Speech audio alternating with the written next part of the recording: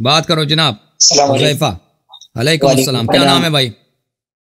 اللہ آپ کو عزت دے. میرا نام محمد نذیر فاروقی. فاروقی صاحب کس شہر سے کال کر رہے ہیں؟ جی میرا اسلام آباد سے. اسلام آباد سے. واہ جی واہ. کیا حکم ہے؟ جی میرے کچھ چند سوالات تھے، ان کے بارے میں مجھے جواب چاہیے. جی. حضرت سیدنا صدیق اکبر رضی اللہ تعالیٰ کے حوالے سے کچھ روایات بھی اور کچھ حدیث بھی. تو ایک وصیت ہے جو حضرت امی عائشہ رضی اللہ تعالیٰ عنہ، حضرت عائشہ رضی اللہ فرماتی ہیں کہ رسول اکرم صلی اللہ علیہ وسلم نے اپنے مرض وفات میں ایک دن مجھ سے ارشاد فرمایا کہ اپنے باپ حضرت ابو بکر رضی اللہ تعالیٰ عنہ اور اپنے بھائی عبد الرحمن رضی اللہ تعالیٰ عنہ کو میرے پاس بلوا لو کہ میں تحریر لکھوا دوں.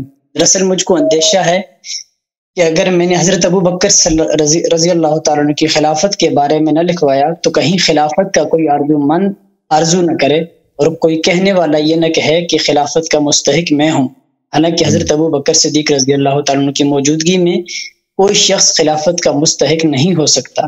حضرت ابو بکر صدیق رضی اللہ تعالیٰ عنہ کے علاوہ کسی کی خلافت کو نہ اللہ تعالیٰ چاہے گا اور نہ اہل ایمان تسلیم کریں گے. اس کے بارے میں ذرا مجھے دلائل کے ساتھ مجھے بتائیے. دلائل کے ساتھ کئی دلائل ہیں بھائی صاحب، سن لو دلائل سن لو. یہ روایت جو میں نے پیش کی ہے مسلم کے اندر موجود ہے اور آپ کی تمام کتابوں میں تقریباً موجود ہے. 11 ستارے آپ کی کتاب ہے. ہمارے کتابوں میں میرے پاس ابھی حدیث ہے. اچھا اس کے بارے میں آپ تھوڑا اب سن لو ہماری کتابوں میں نہیں، آپ کی کتاب ہے. اب سن لو بھائی، یہ کتاب ہے صحیح بخاری. صحیح بخاری دیکھیں، جھوٹے آدمی کا حافظہ نہیں ہوتا. صحیح ہے کہ نہیں؟ وہ مانتے ہو؟ مسلم میں نہیں، مسلم میں نہیں. مسلم میں نہیں کہا، آپ نے کہا شیعہ کتب میں. میں نے کہا شیعہ کتب میں نہیں ہے. اوکے اب مجھے بتاؤ، جھوٹے آدمی کا حافظہ ہوتا ہے یا نہیں ہوتا؟ میری بات سنیں ذرا آرام سے. مسلم کے اندر یہ موجود ہے کہ نہیں؟ ہوگا. ابھی میں نہیں کہتا کہ ہے یا نہیں ہے، میں کہتا ہوں ہوگا. مسلم کوئی شیعہ کتاب نہیں ہے بھائی کہ مسلم میں ہو گیا تو شیعوں پہ. اب سن لو، اب میرے سوال کا جواب دے دو کہ جھوٹے کا حافظہ نہیں ہوتا. صحیح ہے کہ نہیں ہے؟ اوکے. یہ کتاب ہے بخاری، چاپ دار احیاء التراث العربی، چھپی ہے کتاب سنہ 2001 میں. ملاحظہ فرمائی، یہاں پہ عائشہ کی خود اپنی روایت ہے. عائشہ کی خود اپنی روایت، صفحہ نمبر 749، حدیث نمبر 4240 4241. اس میں عائشہ خود کہتے ہیں اچھا کہ امیر المؤمنین علیہ الصلوۃ والسلام نے ابو بکر سے کہا وَلَكِنَّكَ اسْتَبْدَدْتَ عَلَيْنَا بِالْأَمْرِ وَكُنَّا لِقِرَابَتِنَا مِنْ رَسُولِ اللَّهِ صلی اللہ وَكُنَّا نَرَى لِقِرَابَتِنَا مِنْ رَسُولِ اللَّهِ صلی اللہ علیہ وآلہ نصیبا. تم نے ادھر آ کے ہم پہ ڈکٹیٹرشپ کیا، تم نے انفرادی طور پہ آ کے ہم پہ حکومت بنائی ہے، اور ہم خلافت کو، کیونکہ ہم اہل بیت علیہم السلام رسول صلی اللہ علیہ وسلم کے اقارب ہیں، اپنا حق سمجھتے تھے.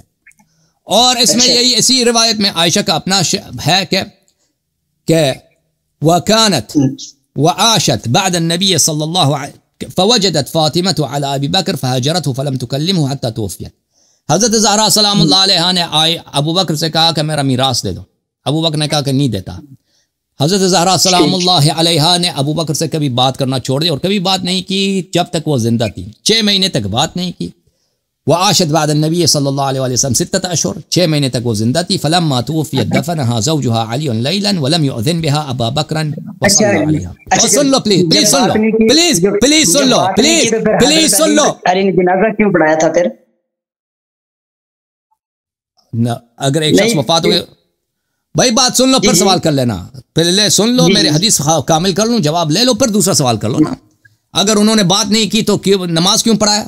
یہ کوئی سوال ہے؟ اگر کوئی شخص کسی سے بات نہیں کرتا تو اس کی نماز جنازہ نہیں ہوتی؟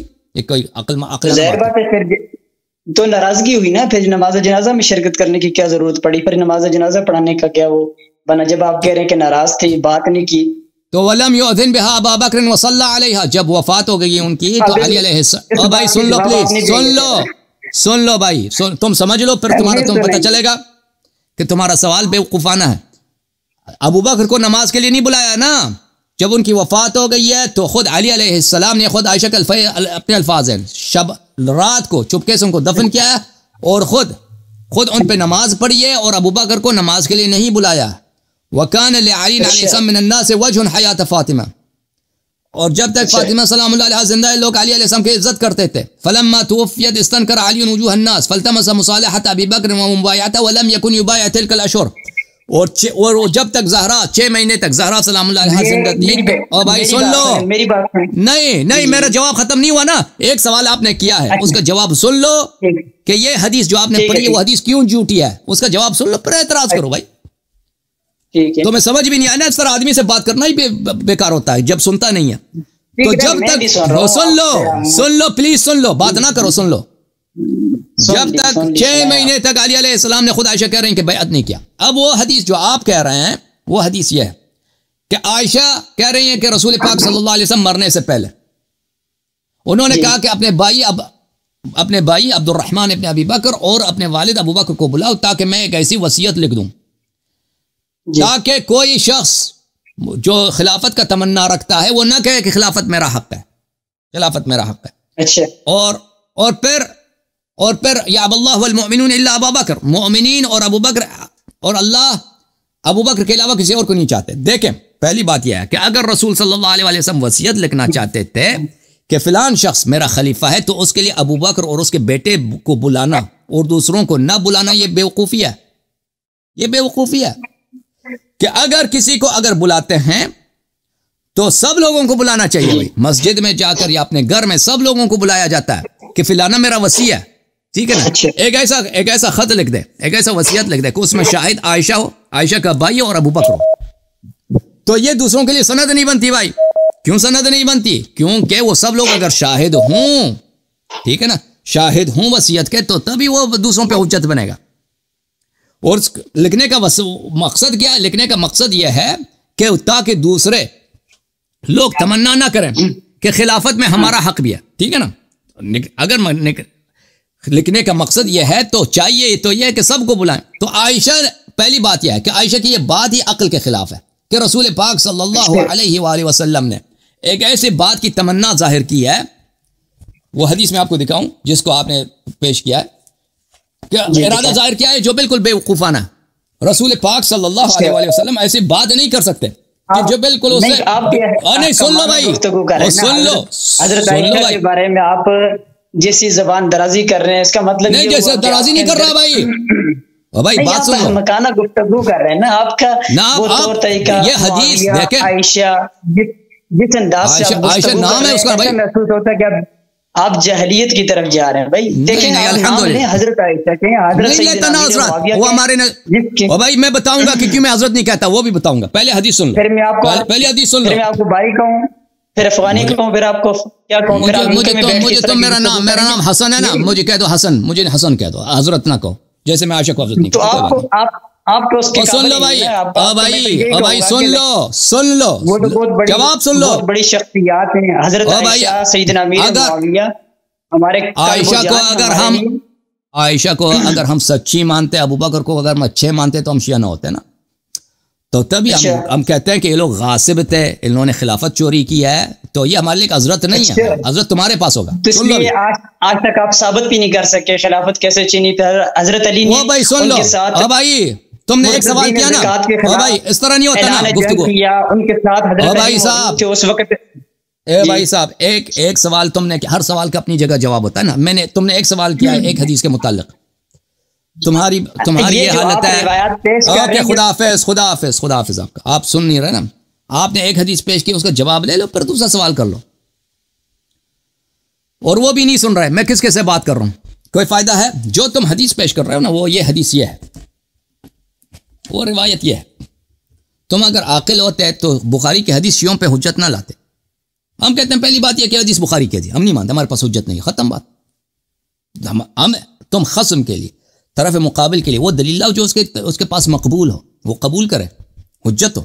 بخاری ہماری کتاب ہی نہیں ہے, تم شیعہ کتب سے حدیث لے کر, تم اپنی کتاب, تمہاری بیوقوفی ہے, تم اپنی کتاب سے لے کر. پھر وہ یہ کتاب جو حدیث تم لے کے آئے, حدیث نمبر 5666 بخاری میں, عائشہ نے کہتی ہیں کہ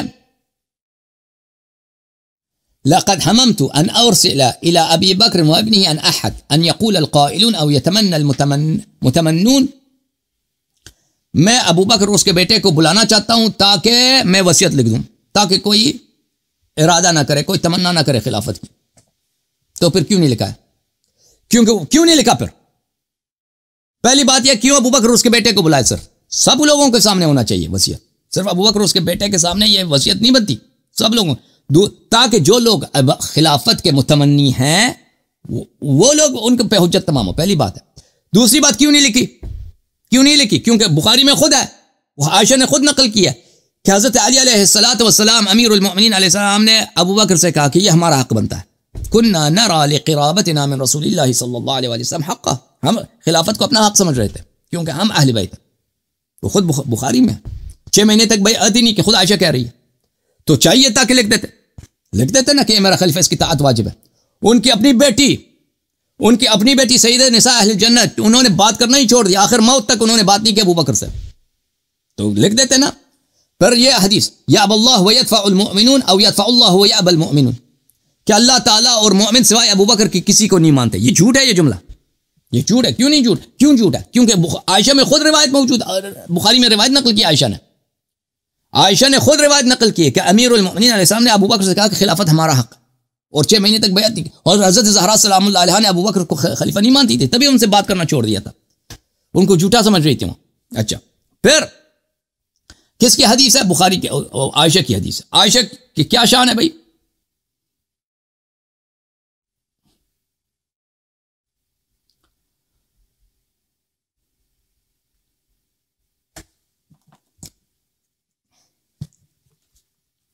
عائشہ کی کیا شان ہے؟ کہتا ہے عائشہ کو تم کیوں حضرت نہیں کہتے؟ بیوقوف آدمی، عائشہ کو ہم حضرت کہتے ہیں، رضی اللہ کہتے ہیں، تو شیعہ کیوں ہوتے بھائی؟ یہ کتاب ہے بخاری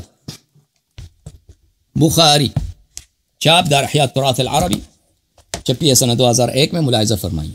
باب حد المریض ان یشهد الجماعہ، صفحہ نمبر 134، حدیث نمبر 664۔ رسول پاک صلی اللہ علیہ وآلہ وسلم نے عائشہ سے کہا، یہ خود عائشہ کی اپنی حدیث ہے، عائشہ سے، ان کن صواحب یوسف، عائشہ صاحبہ یوسف ہے، ہم حضرت نہیں کہیں گے، عائشہ کو کہیں گے صاحبہ یوسف، ختم بات، چاہے تم رو لو چاہے تم ہنسو، عائشہ ہمارے نزدیک صاحبہ یوسف ہے۔